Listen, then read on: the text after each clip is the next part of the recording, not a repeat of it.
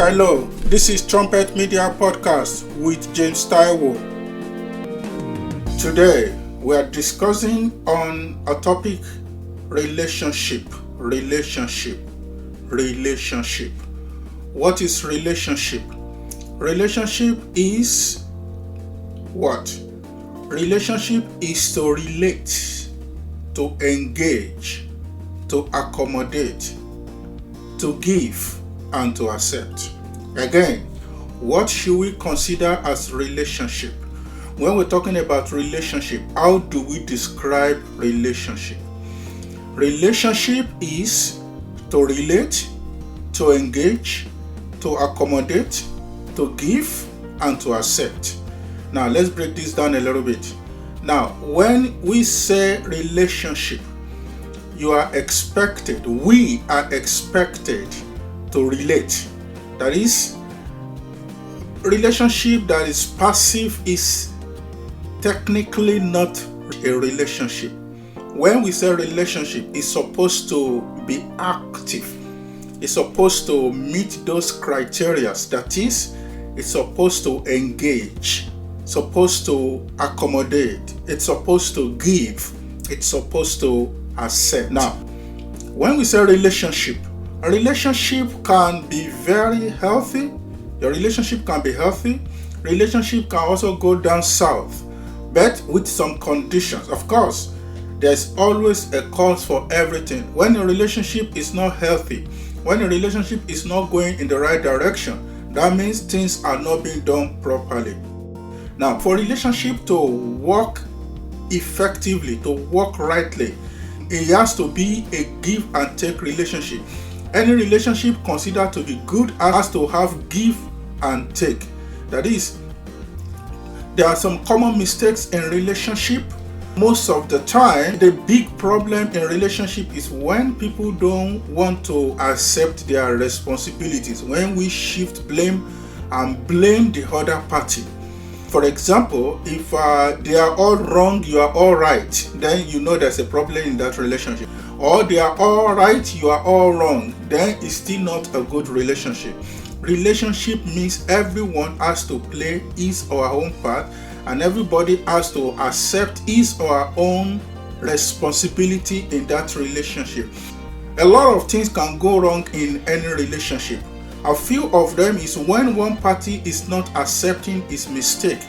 The other one is when there is dishonesty. That is, one is not being truthful, is not coming out straight. Then you'd be expecting that relationship will hit a rock. Again, another factor that may affect a relationship is when pride is playing in the game. That is, if someone, a party in the relationship feels like it's more important than the other party, then the relationship doesn't have equal balance. Then be expecting that relationship will have a problem. To resolve that kind of situation, every party player of the relationship need to put aside whatever they consider as their source of pride. Maybe the achievements, maybe the education, maybe the career, maybe the money in the pocket, maybe the money in the bank, maybe whatever it is that makes you feel very proud of yourself. Of course, you can be proud of yourself. But when we're talking about the relationship, please, you need to put those things aside. You have to come into the playing field freely and consider yourself equal with the other party. That is how the relationship can be more enjoyable. That is how the relationship can last long. That is how the relationship can be fruitful and effective. Now, as a child of God, what are you expected to do? You are expected to work in your relationship and make it sound, healthy, fruitful, and successful. Then how do you achieve that? Prayer is very important. You cannot underemphasize the importance of prayer. You have to pray. Then when you are praying, what are you actually praying for in your relationship?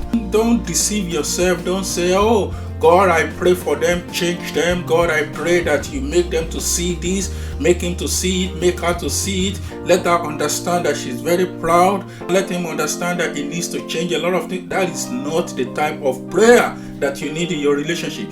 You need a sincere prayer. You need a prayer of honesty. First of all, pray that God helps you to effectively, to truthfully play your part in your relationship.